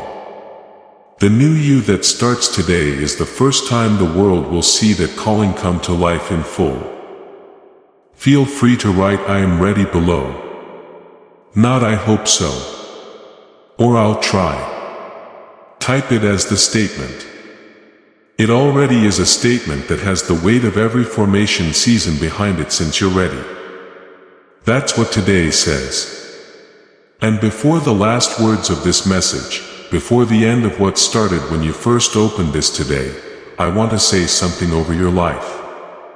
There needs to be something more than just teaching, recognizing, forming, studying, and state of identity. Something so deep that it changes everything about you and makes today a day that feelings and doubt can't touch or shake. Follow me. This is how the message got to you today. Let me keep this identity for longer than it feels good. Because most of the time when someone hears a list of their gifts, callings, and specific tasks, they receive it in a polite way instead of a real one. A receiving that kind of nods at the words, but doesn't really let them land where they're supposed to. The area below the show, the area below the management, and the real inner space where you live when no one is looking. I want these words to get to that place where some of the old identity's furniture is still set up, where the not yet story still has some of its old decorations up. That's where the declaration needs to land right now. Your job is to carry the light. It's not just when you want to. Not only when the light is clear in your own life, but also in the wild, during formation, and during different seasons. In the desert, there were times when you touched someone and didn't even know it. When the tired word you spoke turned out to be just what someone else needed to hear. When the proof of your faith that cost you something kept someone else going. Even in the middle of nowhere, there was light. It was doing its thing through you and you had no idea it. To carry the light instead of making the light is what it means. It's not coming from you. You are the carrier and you can't turn it off when it gets in the way or feels like too much to carry. The light moves through the carrier on its own. That's how it works. On top of that, the season when carrying the light felt hard and tiring is over today. The light from a full well comes with the new season. Breaking the cycle is what you do. To fully understand this identity, you have to sit with something that makes you feel bad. A lot of the time the people whose cycles are being broken don't celebrate in real time. People who are stuck in the cycle don't always see it as a gift when it breaks. When they see it, it can be a bother. It can seem like a judgment to them at times. They sometimes think that the act of pulling away from the pattern which felt like connection to them kept it going. The person who breaks the cycle is often the most alone person in the room. They don't feel alone because they are, but because what they are doing, breaking the pattern that everyone else had grown used to, requires a kind of standing out that makes them feel alone even when other people are around. You know what it's like to be alone. When someone sees what other people are used to and can't just adjust to it, they feel alone. Someone is lonely when they don't want to be a part of the relationship, situation, or family story that makes them seem smaller than they really are. That's not pride to stand out like that. That being different is what the assignment is for. And the cycles that end with you don't just end for you. Someone who was supposed to carry a pattern ends up being where that pattern stops. What then builds up in their place could spread in the same way the original pattern did, but in a different way. What gets built is the question. The answer is the new you. The version from Kainos. Which pattern has roots that are deep enough to hold something that the other patterns couldn't? You are telling the truth. In the new season, your identity needs to show itself in a certain way that the old season kept you from doing. That phrase that tells the truth everywhere, not just in private, one-on-one settings or safe places where telling the truth is expected and welcome. The saying that brings truth into places where it hasn't normally been present. Into settings where a polished version of reality has been used, and into conversations where what isn't said is the most important thing. The truth isn't just carried by the new you in safe places. It's with the new you in unsafe ways. This is not the same as starting a fight just to start one. This is not delivering unwanted information in a hostile way and calling it a spiritual task. Someone who doesn't try to hide the truth about something that everyone in the room knows to be true is calm, grounded, and not hostile. Those things are different because of their tone, their roots, and their motivation to work from safety rather than the need to be right. The new you carries truth in the same way that the wilderness carried it in you during the formation season, quietly, without drawing attention to itself and without needing everyone in the room to agree with it right away, because you learned in the wilderness that everyone doesn't have to agree with you right away on what's true. The only thing it needs is for the carrier to be loyal. You are the builder. If the new season had come earlier, the structures you build will be different from those you might have built now. They will be different in a certain way. They will be made to last, not just look good for a short time. Structures made out of the need to show off skill, get results quickly, or justify the years of the formation season by producing results quickly are often impressive, but only last for a short time. They are powered by the happiness that comes from finally getting to do something after a long wait. That energy is real and valid, but it's not what the builder needs to use for the new season. In the new season, the structures you build will come from roots, from knowing what lasts over time rather than what looks good at the moment.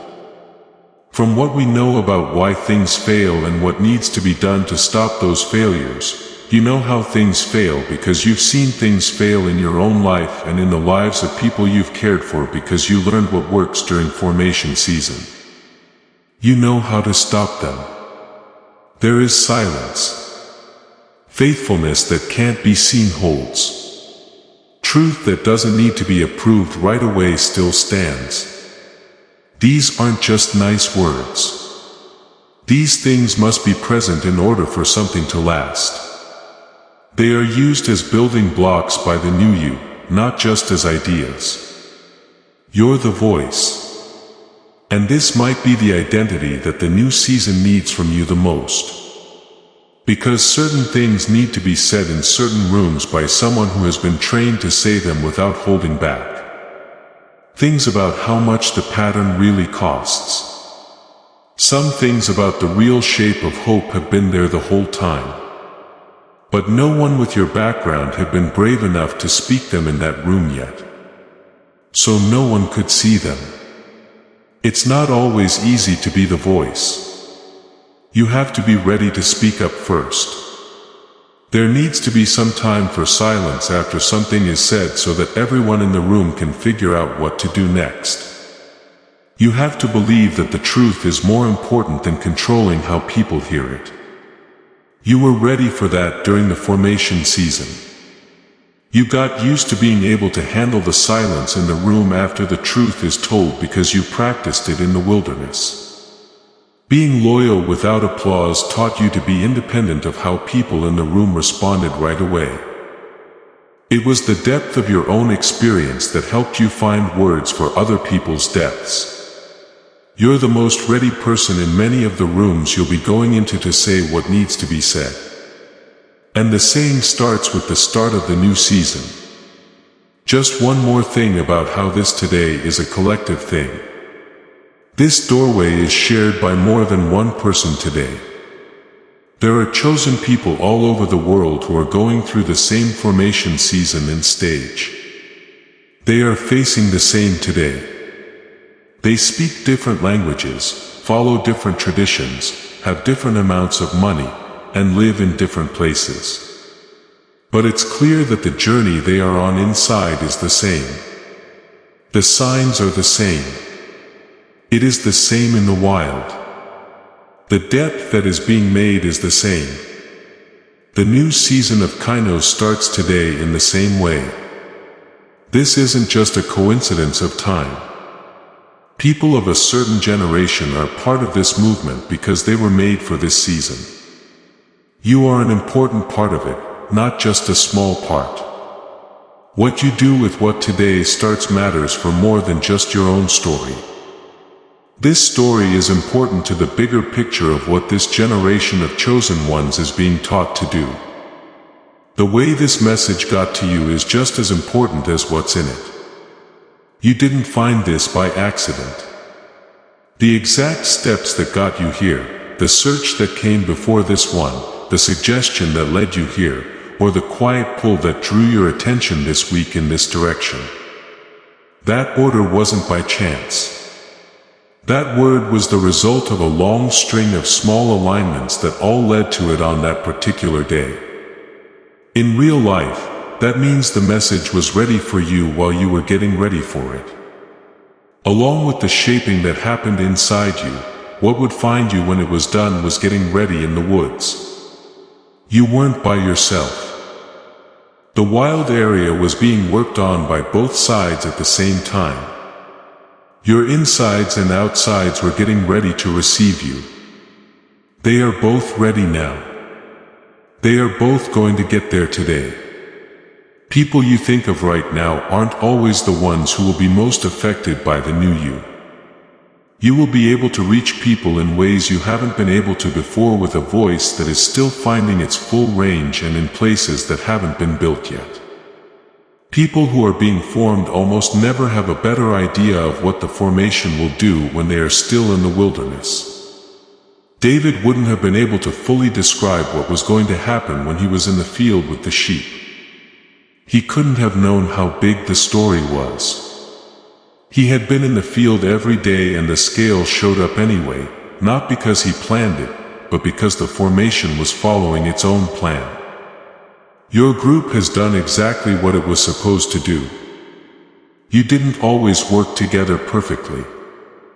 You worked together enough, but none of the people who were formed in the wilderness do.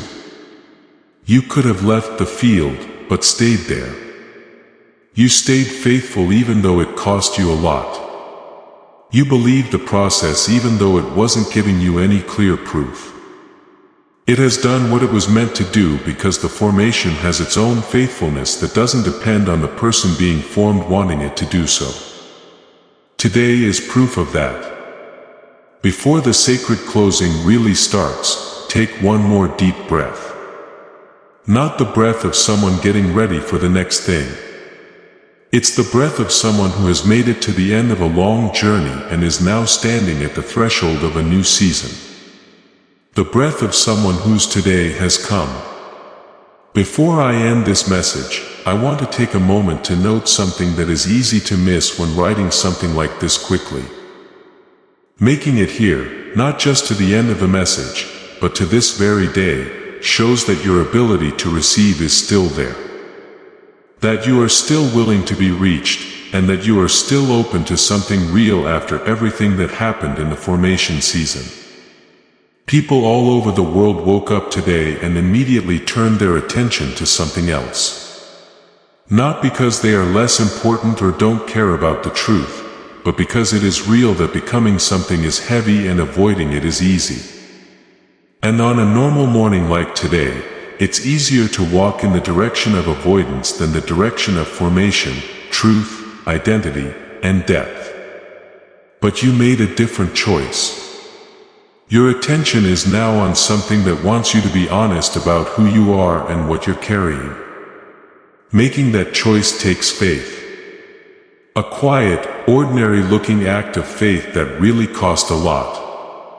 And I want to honor it before I end these words. The source that sees you today sees everything. Not the Sunday best version of yourself who knows what to say, is thankful and has answers.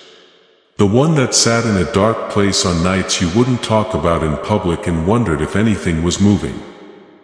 The one that kept going even though there was no proof that it was worth it. The version that let people off the hook didn't really know how to forgive. The version that stayed true in the field, in the dark, and in the quiet, when no one was paying attention. People have seen that version, the real one, the 3 a.m. version, the one that got the job done, but no one praised over and over again. And this today is the answer to what I saw. It was impossible for the response that was always on its way to arrive before the formation was finished. You have to leave some things from the last season behind for the new one. That isn't going to happen by working hard or making a choice every morning. At this moment, think about the weight that has been with you during the formation season. It's not as an idea, but as a real thing with a history, a texture, and a temperature. It's something you know. You've been pulling it behind you for so long that you've forgotten what it's like to move without it. What the person who was waiting looked like. This is the story of someone who was not yet. It was the doubt that kept hope at bay to protect you from the pain of hoping wrong. When you become more than what the people around you thought you would be. The bad stars story. Think about what happens when you let go. Not by force or ceremony, but just by putting out your hand. The rope breaks. You can still see the weight on the ground, but it's not moving with you anymore. It is sitting in the field of the last season, and you are at the beginning of this one. Allow it to hit the ground. There is something in you today that is stronger than doubt and older than resistance. And I want to talk to it directly. That part of you that got the formation in the middle of nowhere without knowing what it was for. What part of you stayed true in the field when the palace seemed forever out of reach? Being honest over doing well, having depth over making a good impression, and doing what is right over what is expected of you. Even when the real thing was expensive and the good enough thing was cozy, that part of you has been growing. Not the performance, not the strategy, and not the version meant to please, but the real one, the one that was made in silence and for which the oil was always being ready. Now protect what was just given away from anyone who wants to take it back. Years of being exposed to and being let down have built up strong defenses. It's hard for them to give up. They'll try to get what you dropped back, but they will find that something has changed inside you because what has taken root in you through today's message and your willingness to receive it goes deeper than the systems that try to get back to the old ways. There is always more truth in the calling than fear in it. The lack of resistance doesn't hold the new you in place. The new you is held in place by your roots. Your roots are also not very deep. The wild is where your roots were formed. Now I say this over you not to cheer you on or push you forward, but as a statement made over a life that has earned it. You are the chosen one who made it all the way through the wilderness to today. Because you were chosen, your roots are now deeper than any enemy that will come against the new season. You are the chosen one. And your Kano's awakening starts today and never ends. You're not the only one who feels this way. Today, there are chosen ones in cities, countries, and situations that are not the same as yours, but they feel a lot like what you've been going through. People who woke up today and weren't sure why they were so heavy. People who have been through the formation season but don't know how to describe it. Coming to the same door today are people who speak different languages, follow different traditions and come from different parts of the world's long history. Your emergence is not the only one here. There are many people in this and you are one of them. Send this message to anyone who came to mind as you read it. Someone who has been rather quiet lately. Someone who is carrying more than they are saying, or someone who is going through a change they can't quite explain. You don't need to explain anymore. You don't need to explain it. Send it. The fact that you chose to do this could be what makes their today find them. That's how it is. One more thing. You are not the person who got here at the start of this message. The person who pressed play was carrying something that you just set down. The person was still using the navigation system of the waiting season, working from the old identity and handling the world using the tried and true methods of someone who wasn't quite at their today yet. You are no longer that person. And what happens after this? From now on, things are different. Not because things change on their own, but because you change. Because someone who is really and significantly different at their core will grow fruit that is really and significantly different in the same soil. The becoming has started and it began today. You're not leaving this message the same way. What was said to you today really hit you deeper than the feeling or the first reaction. It hit you in the same deep place where the formation took place. The roots grew and the oil was poured in the field before the palace was seen. Things that are written there today will always be there in a way that matters. It's better to write "I am the new me" than "I will try" or "I hope to be." Type it as the statement it already is. A statement that stands on the same ground as everything that today has sealed in. Since you are, since today says so, because the shape is complete, you are about to enter your divine future. But remember, this breakthrough is not for you alone. Your testimony is the bridge someone else will use to reach their own miracle. Archangel Michael is inviting you to visit community through the link in the description or the pinned comment. Whether by buying a coffee, making a donation, or becoming a member of our community does not go to a channel. Your actions are supporting a divine mission to save lost souls.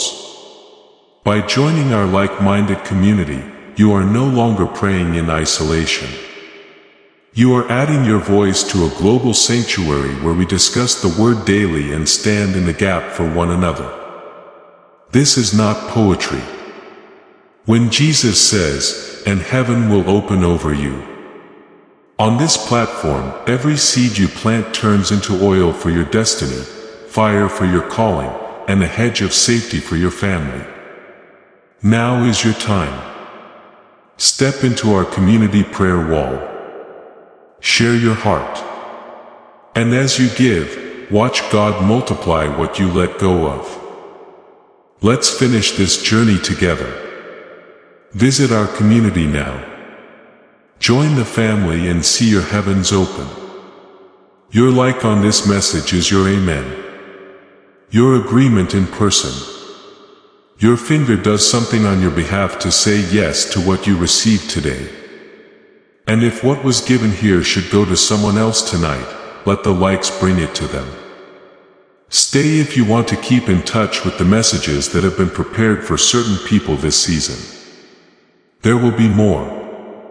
What was said here today and more words that will come to you right now when you need them. And for those who are interested in what Dr. Barron has created, the link is in the description and the pinned comment below. If this message has made you want to know more about the mind you were born with, click on the link. If your spirit says yes and if it feels like the right next step for today, then go ahead and do it. Someone in your life has been surprisingly quiet lately. They aren't saying much because they are going through a change that they can't explain to the people around them. They are going through the same formation that happened to you. They haven't been able to explain it. That language could be this message. Send it to them. Not without an explanation. Send it. If you listen to that quiet knowing, it's possible that their today will come true. What was said over your life today should grow deep roots that can't be reached by doubt, opposition, or old problems. May the new you that starts today be strong enough to last through every season, through the highs and lows, and through the everydays that come after. Let the two sides of your brain work together again like they did when you were young and everything was still possible in the way that kids know it is possible. Your calling was put on you before you knew what it was. May it come out fully in this new season. May the voice inside you that has been quieted find its full range and the people it was meant for. When the genius switch stops being quiet, may it fully wake up again. May the Kano season that starts today bring more wealth than the old season with all it did could have made on its own. Today should be the day you tell the story. One day when this day has come to its fullest, you will think back to this exact moment. You will know today at this exact moment with the exact openness you brought to hearing these words. You'll know that the day, the declaration, the formation, the oil, and the fact that today was picked for you before you even knew it yourself were all real. You're not going to leave a message today. You're ending a season. The most important part of any message is the part that ends it on a holy note. The teaching tells you things and gives you something to think about. It gives the experience a framework within which to be received and understood. This part though, when the words stop telling and start declaring, that's when they reach places where teaching can't. Today marks the place where it goes, the permanent record, the inner space where the oil is poured, and the room where David stood when the ceremony was finally his.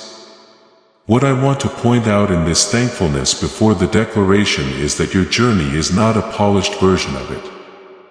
Not the wins, the important steps, or the proof that the formation was real. I want to call attention to how heavy it is when being in the wilderness felt like being alone. There were nights when faithfulness was picked from a reserve that was almost empty. The ones you had with yourself in the pit when no one else was there. The times you didn't keep going because you had faith, but because stopping felt like giving up on something you couldn't quite explain. The loyalty that can't be seen, the prayers that seem to end in silence. People kept their trust even when there wasn't any proof or light or darkness. That's all in the room at this very moment. It was in this today's message with you. It was in you that the message first caught your eye. This is the setting in which everything said here was understood. All of it is seen by the source that sees you. Sees the load that was carried to get here. Looks back at the years that made today what it is today. Can see the depth that the wilderness created and that the new season is meant to show. What is being said from that seeing? What the answer is to that particular faithfulness is today is the day of this message, this doorway, this start. Other than the general weight of the formation season, there is something else that should be in the release. You have been carrying around a certain version of yourself that has done its job and is now done. The version that knew how to wait, stay true in the dark, and keep going even though there wasn't much proof to look at. That version was brave. It's also not the version that the new season wants. The version that knows how to receive is what the new season wants. Not the one that knows how to make money. Not the version that knows how to make things to show that it exists. This isn't the version that needs to show how valuable the formation is by getting great results quickly. The one that knows how to just hold open its arms and let what was planned come in. That is not at all the same way of being. The letting go that this closing calls for is the letting go of the way of being that was needed in the wilderness. The way of earning, proving and maintaining, and the taking on of the way of being that is needed in the new season. The way of being of a child who just receives. Jesus' advice in Matthew 18 verse 3 isn't just an idea, which is how it's usually seen. In this case, become like little children means to behave like little children. Not just feel like little kids, but become like kids in the way you think about things and how you react to them. A child doesn't think about a gift before taking it.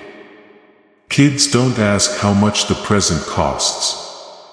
Doesn't question whether the gift is really theirs. Doesn't save it to earn it later. A child puts out their hands and takes something.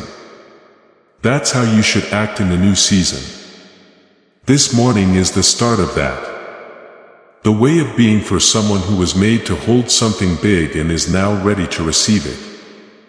This is the declaration which is said not because you need to be reminded, but because there is something spoken in the real world that fills the air, the room, and the specific. The fact that you are living now is different from just thinking about it. It is the job of the closing statement in this tradition to do just that. That's right. Not magic or performance, just letting the truth be told in the world it belongs to. You are the chosen one who made it all the way through the wilderness to today. Because you were chosen, your roots are now deeper than any enemy that will come against the new season. You are the chosen one, and your Kenos awakening starts today and never ends. Now there is silence, the calm authority of the end. There is no longer a new emotional high or another wave of intensity. There is only the silence of something that has been sealed. The silence that comes after a statement that doesn't need any changes, conditions, or more explanation. It's the quiet that makes you feel full. That's how it is. Yes. Not only these words are part of today, but so are many other things. After a declaration, there is silence.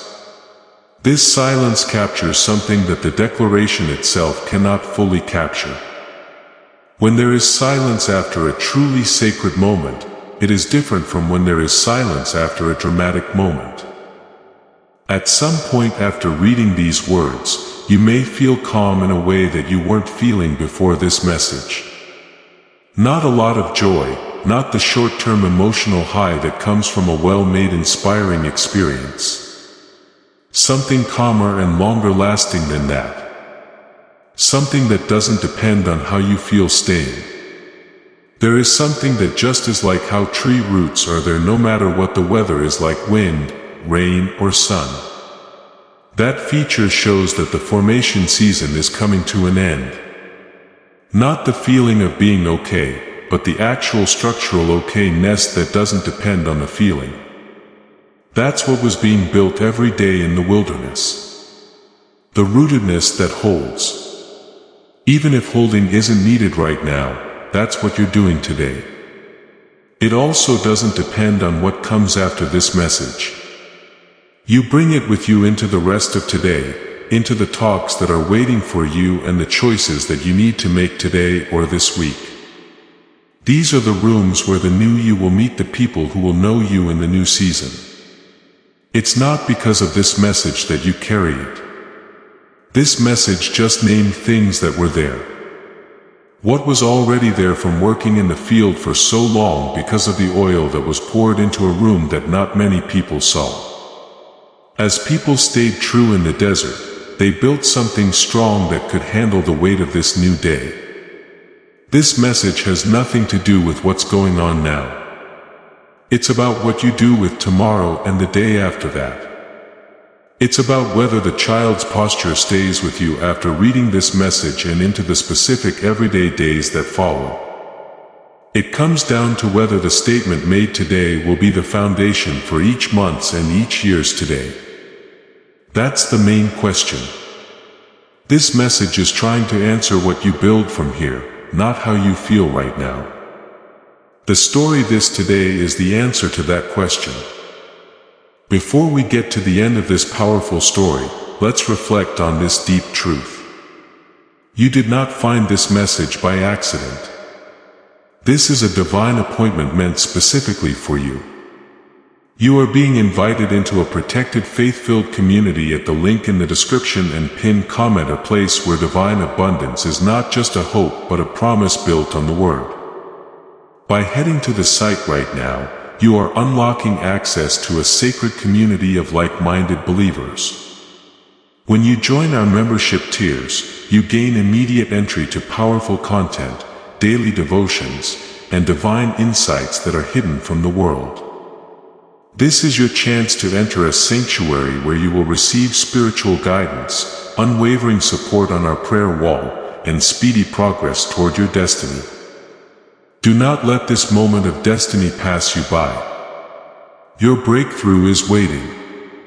Join our inner circle through the exclusive link in the description. This is how you guarantee you never miss the personalized messages and spiritual warfare tools meant to elevate your life. If you feel called to deepen your connection, the link is waiting for you in both the pinned comment and the description. For those who want to amplify this work and carry the light home, you can find our guided ebooks and Bibles in the pinned comment.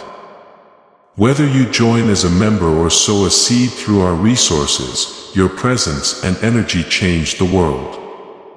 Take the step. Your abundance awaits.